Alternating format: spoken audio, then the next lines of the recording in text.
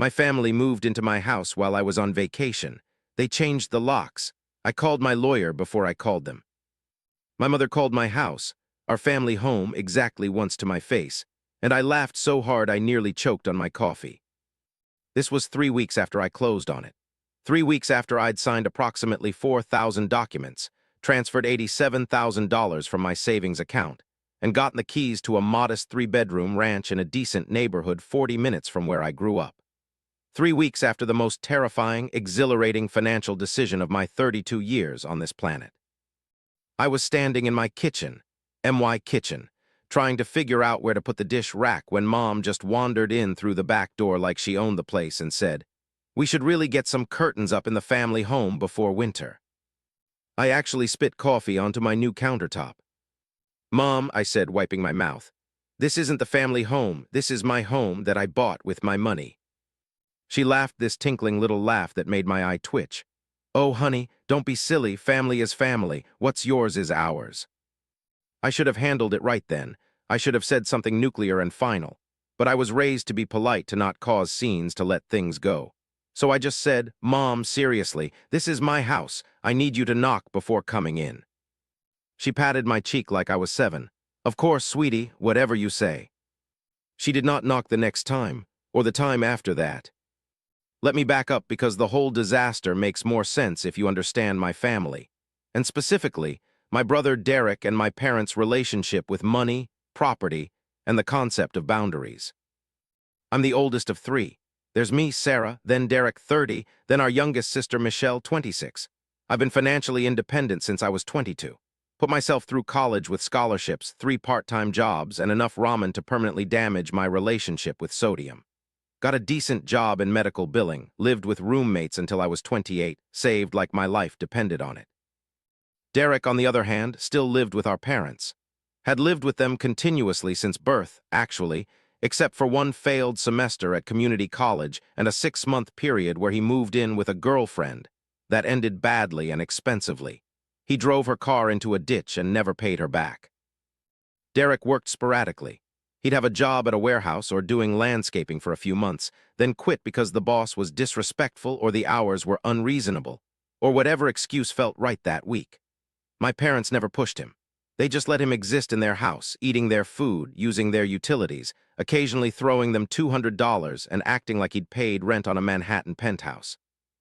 Michelle was in graduate school across the country, mostly staying out of family drama through the superpower of physical distance. My parents owned their house outright, a small 2-bedroom they'd paid off years ago. It was fine for them, cramped with Derek there, but fine. They'd always talked about keeping it in the family, about how someday it would go to us kids, probably Derek since he was already established there. That phrasing always killed me. Established, like being 30 years old in your childhood bedroom was an achievement. When I started house hunting, I didn't tell them until I was already pre-approved for the mortgage. I knew there would be opinions, and I wanted to make the decision myself. I looked at maybe 20 houses over 4 months. I was picky. I wanted something that was mine, something I could afford comfortably on my single income, something that felt like a real fresh start. I found the house in March. Built in 1995, well-maintained, 3 bedrooms, 1.5 baths, decent yard, quiet street.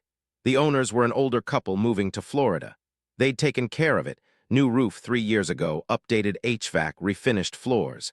It was listed at $215,000. I offered $208,000 and they accepted. I told my parents at Sunday dinner 2 days before closing. "That's wonderful, honey," Mom said, but her smile looked weird, tight. Dad nodded slowly. "That's a big step. You sure you can handle the mortgage on your own?" "I've run the numbers 1,000 times, I'm sure." Derek was scrolling on his phone, barely listening. "Where is it?" "Oakmont, about 40 minutes from here." "That's far," Mom said immediately. "It's 40 minutes, Mom." "Still, you'll be so isolated out there, all alone in that big house." "It's 3 bedrooms, it's not big."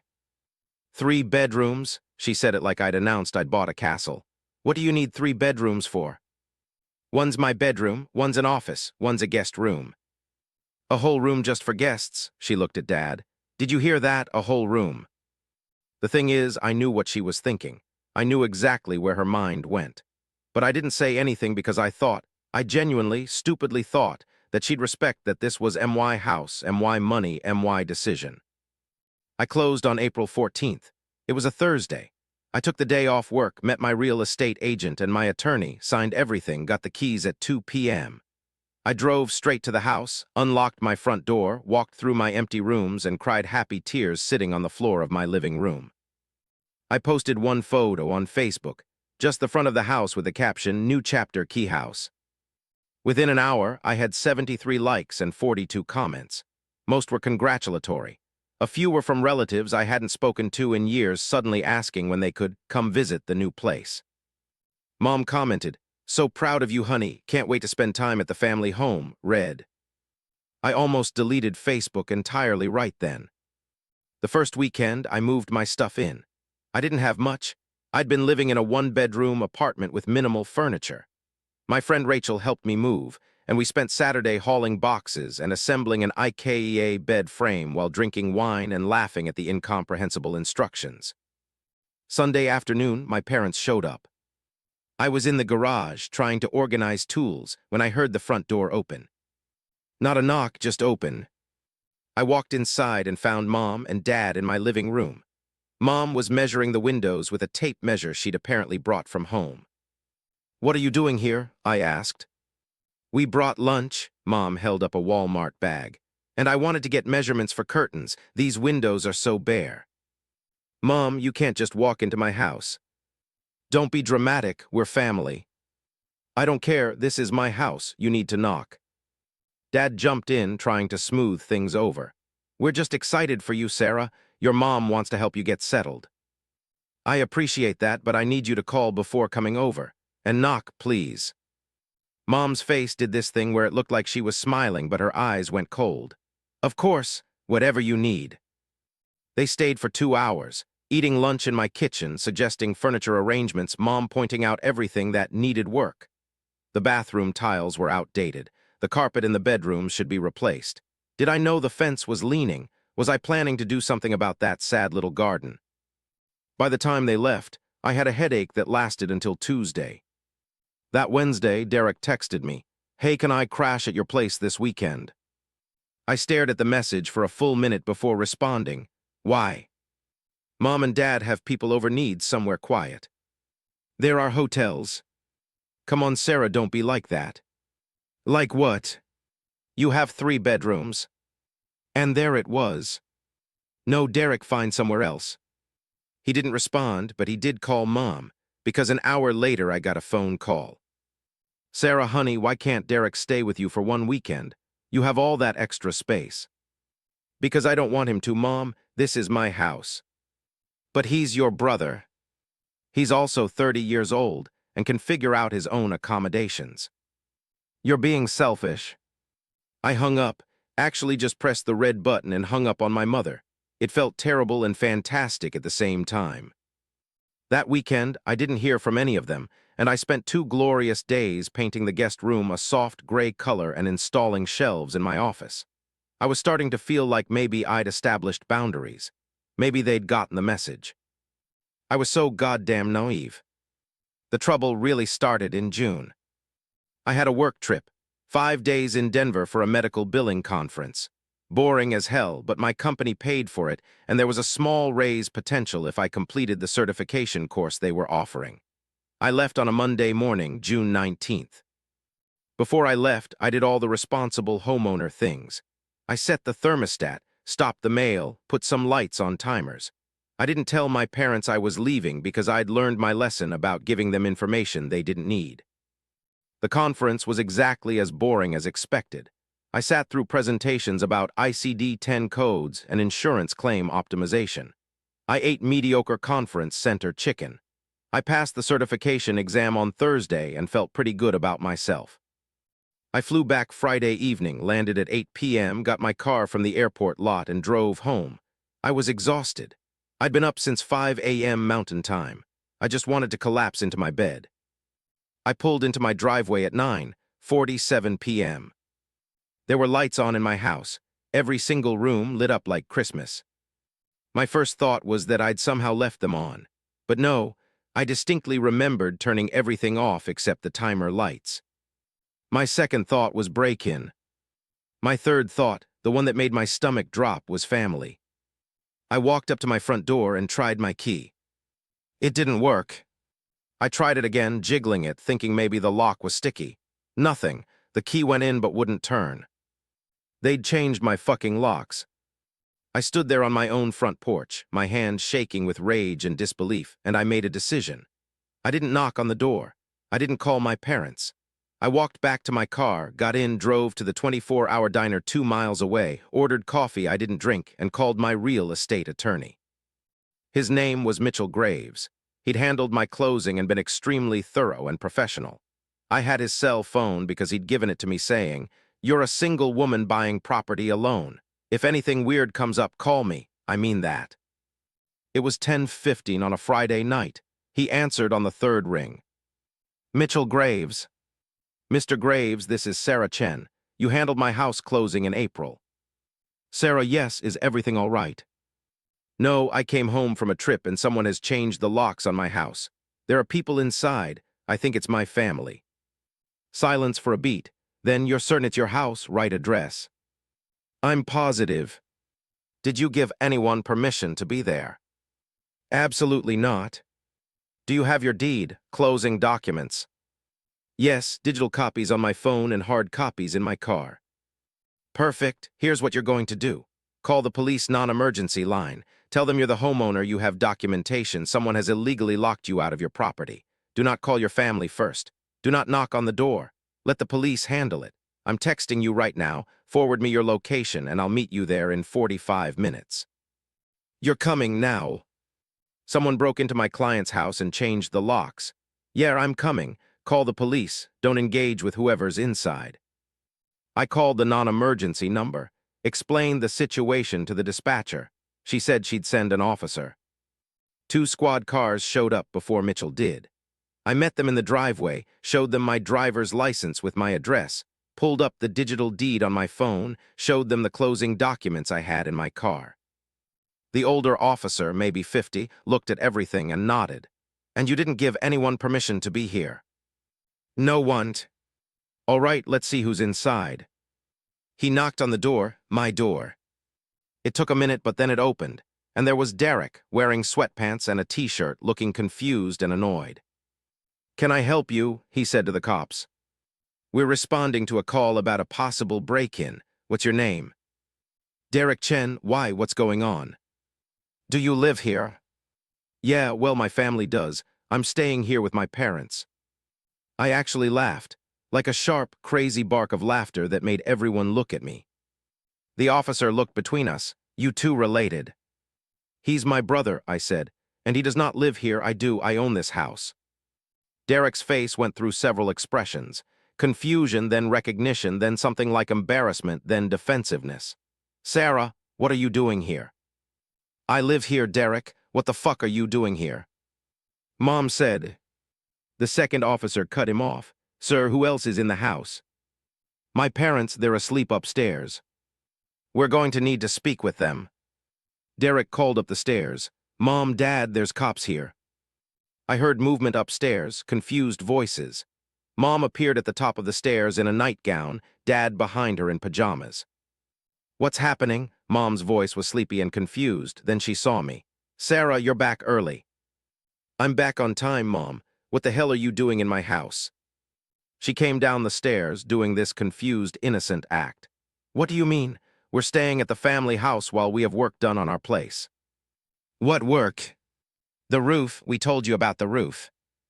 "You absolutely did not tell me anything, and this is not the family house.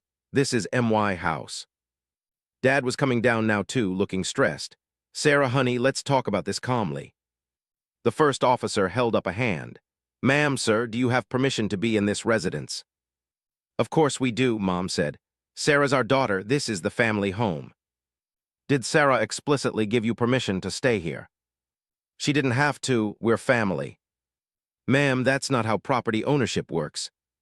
Mitchell showed up right then, pulling into the driveway in a BMW, wearing jeans and a button-up shirt, carrying a briefcase.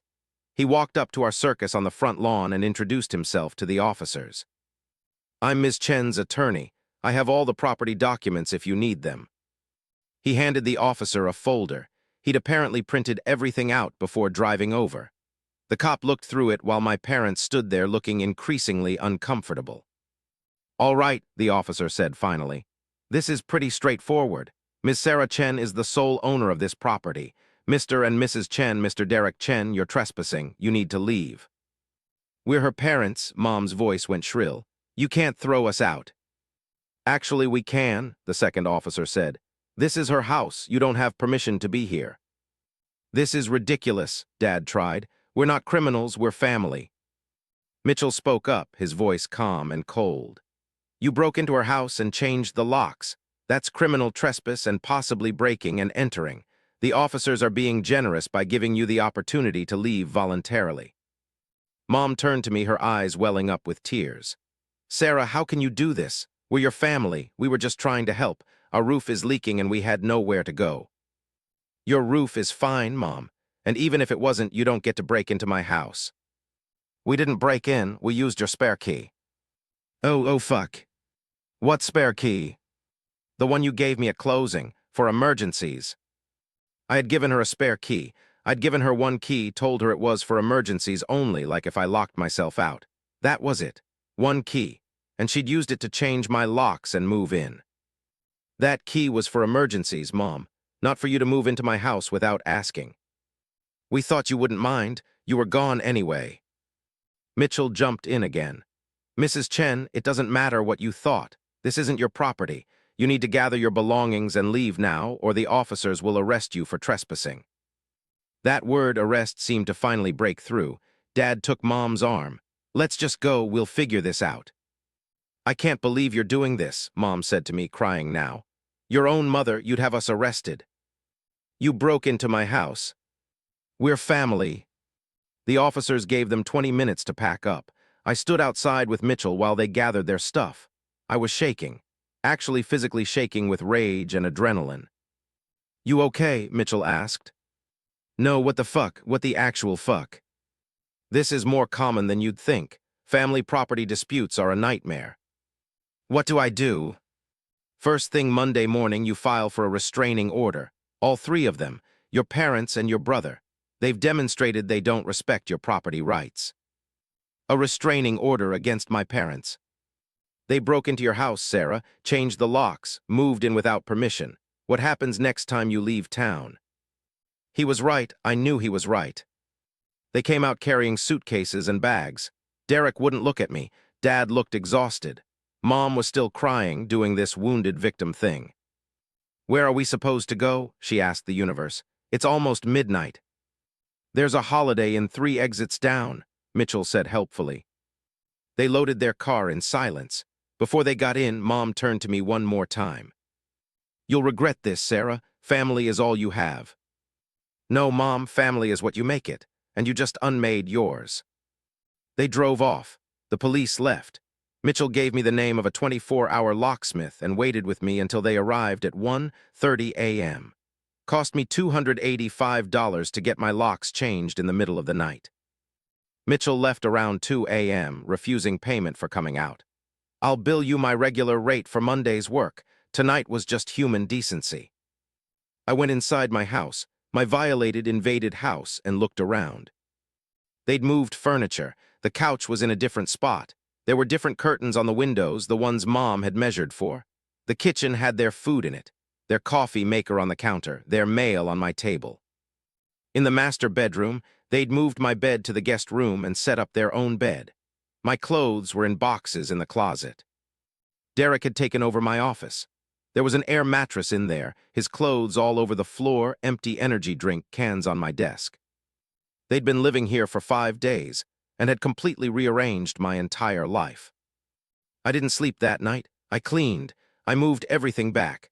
I threw out their food, packed their belongings into garbage bags, left them on the front porch. I rage-cleaned until my house looked like mine again.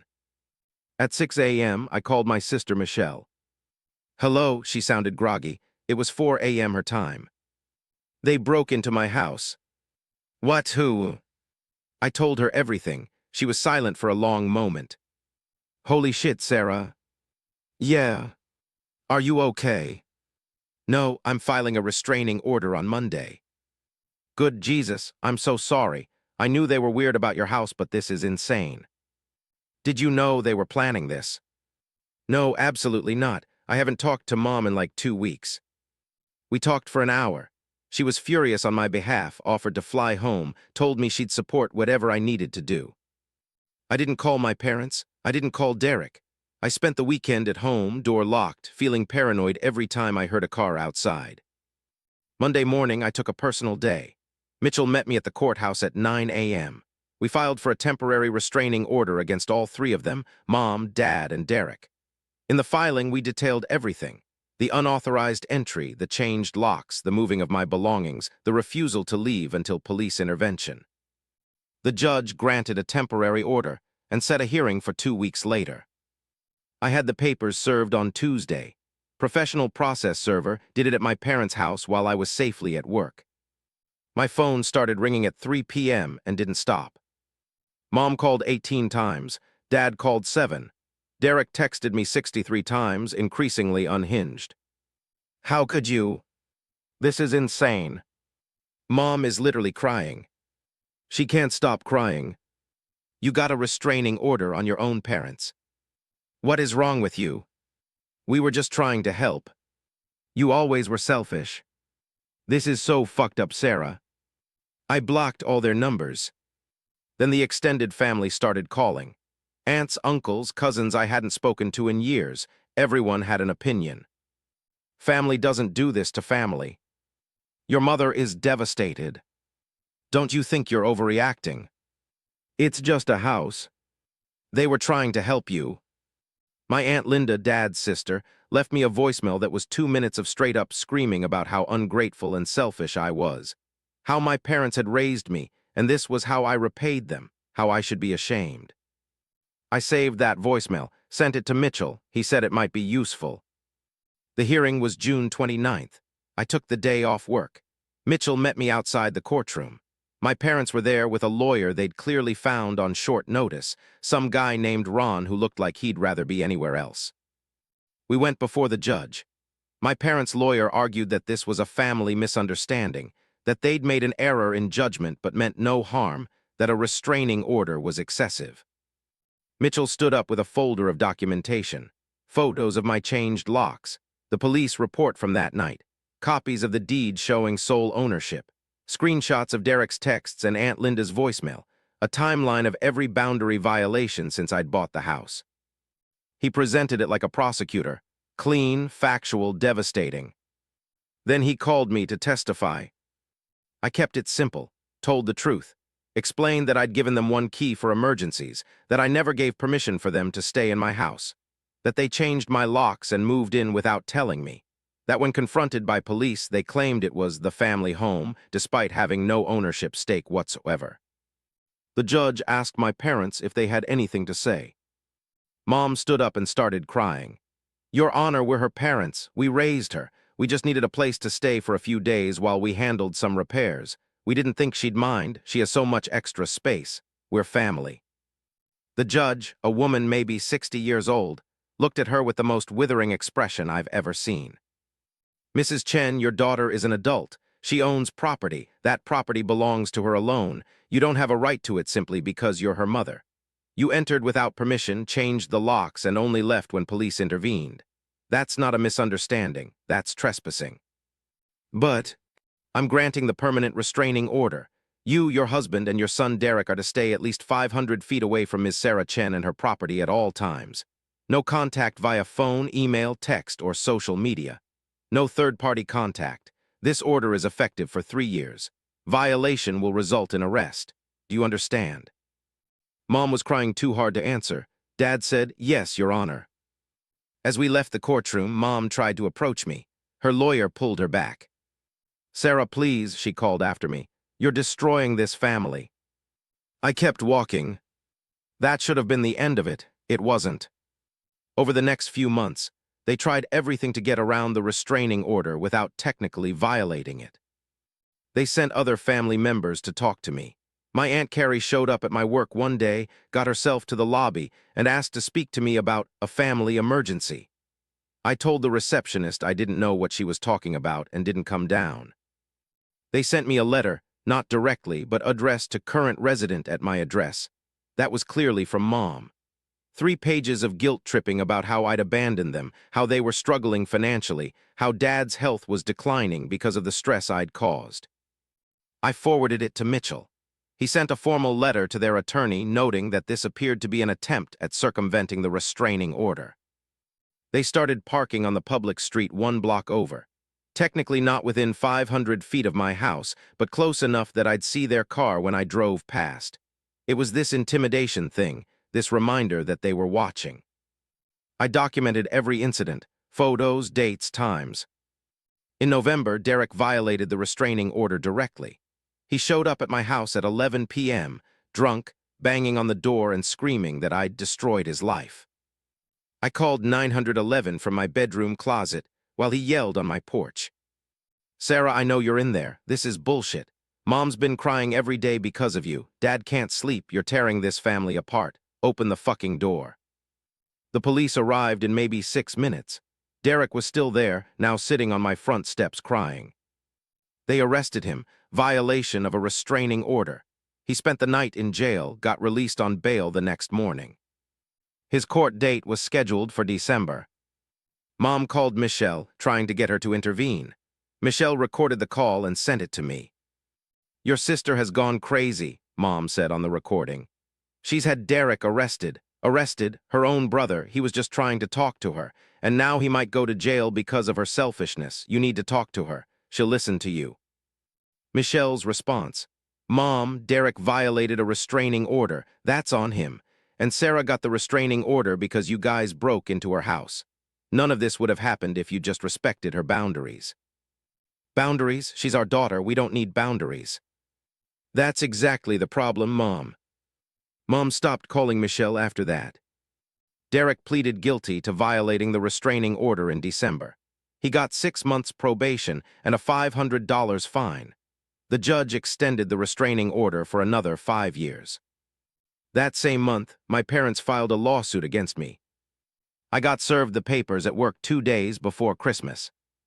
They were suing me for emotional distress and alienation of affection. The lawsuit claimed that I had deliberately and maliciously destroyed our family relationship, that my actions had caused them severe emotional harm, that they'd suffered financially because of the stress I'd caused. They were asking for $50,000 in damages. I sat in my car in the parking lot reading these papers and felt this cold, clear rage settle over me. Mitchell was on vacation with his family. I called him anyway. I knew it was wrong, but I didn't care. "Sarah, what's wrong?" "They sued me, my parents. They're suing me for emotional distress." Silence, then, "Forward me the complaint. I'll look at it and call you back in an hour." He called back in 45 minutes. "This is the dumbest lawsuit I've seen in 10 years. They have no case. None, but we still have to respond to it." "How much is this going to cost me?" "I'll keep it as minimal as possible.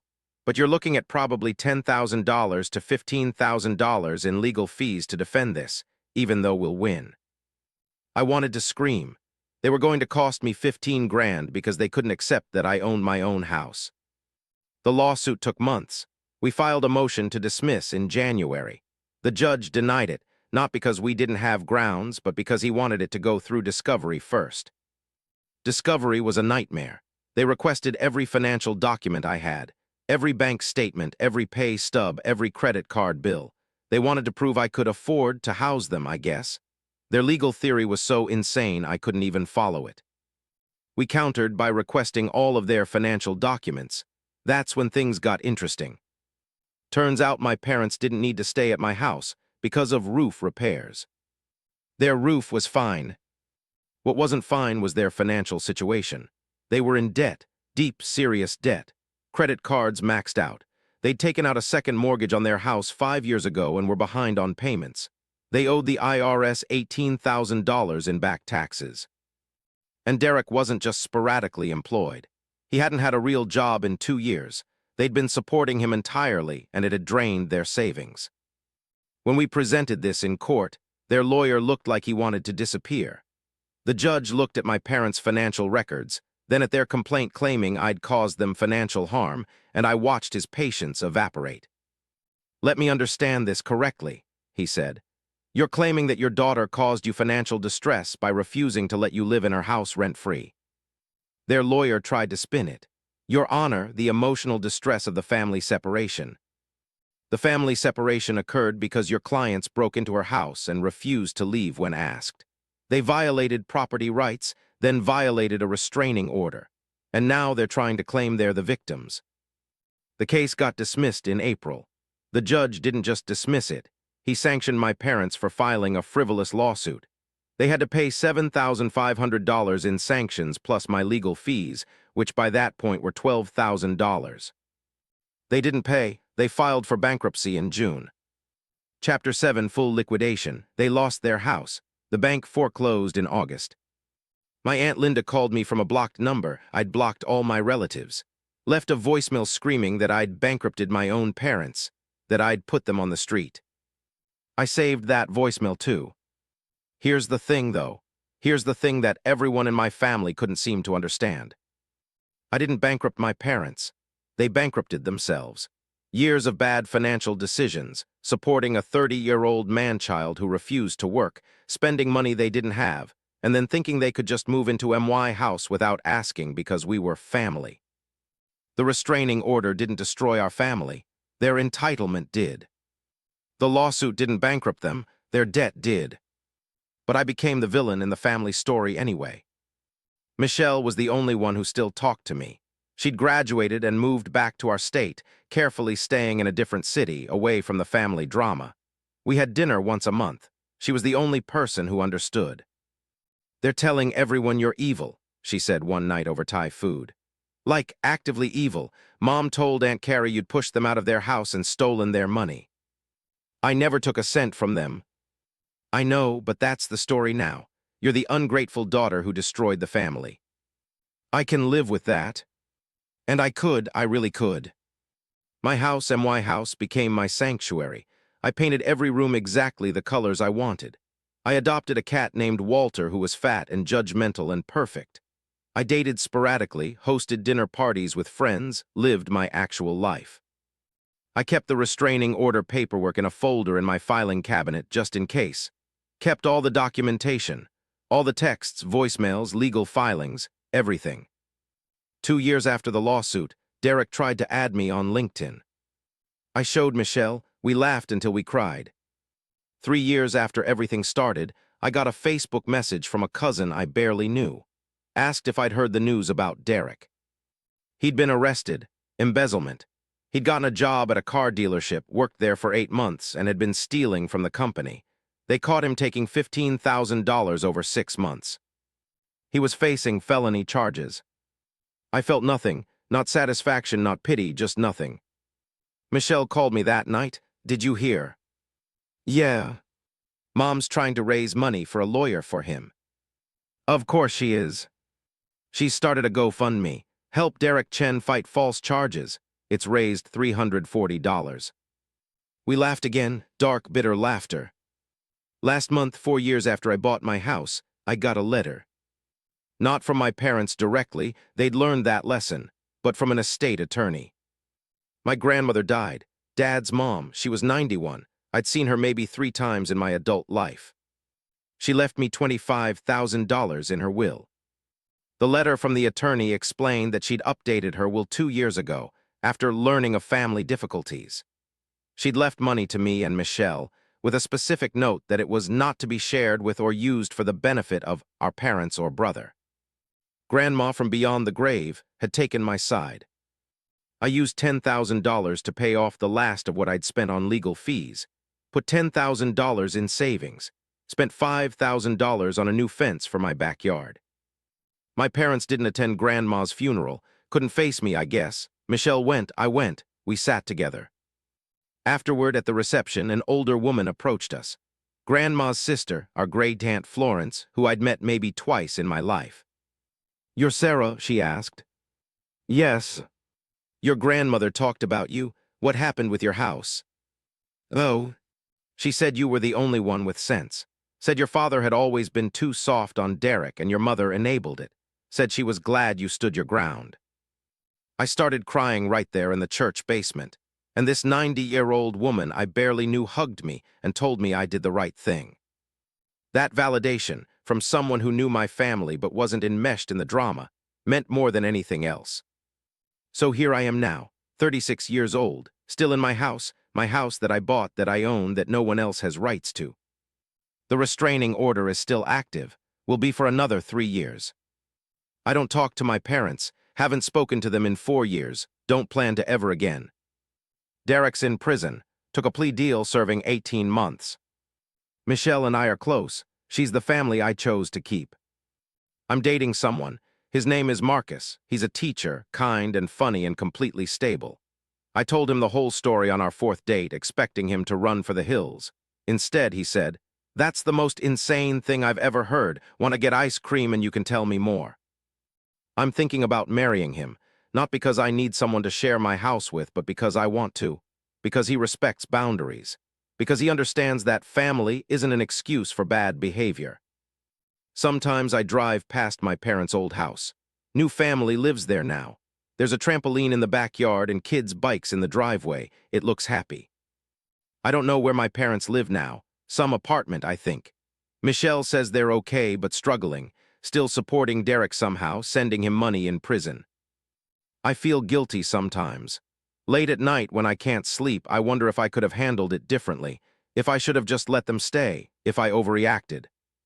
But then I remember walking up to my own house and finding my key didn't work. Remember standing there realizing they'd changed my locks. Remember Mom calling it the family home, like my $87,000 down payment and mortgage didn't matter. And I know I did the right thing. My house has appreciated in value. It's worth about $245,000 now. My mortgage will be paid off in 23 years. I have equity. I have stability. I built this life myself. And no one, not my parents, not my brother, not my entire extended family with their guilt trips and accusations, gets to take it from me. People ask me sometimes if I regret getting the restraining order, if I think it was too extreme. I tell them the truth. I regret that it was necessary. I don't regret doing it. Boundaries aren't cruelty. Protecting yourself isn't selfishness. And owning property, really fully owning it, means having the right to say who enters and who doesn't. Even if it's family. Especially if it's family. My name is on the deed. My money paid for every square foot, my choice who comes in. And that's the way it's going to stay.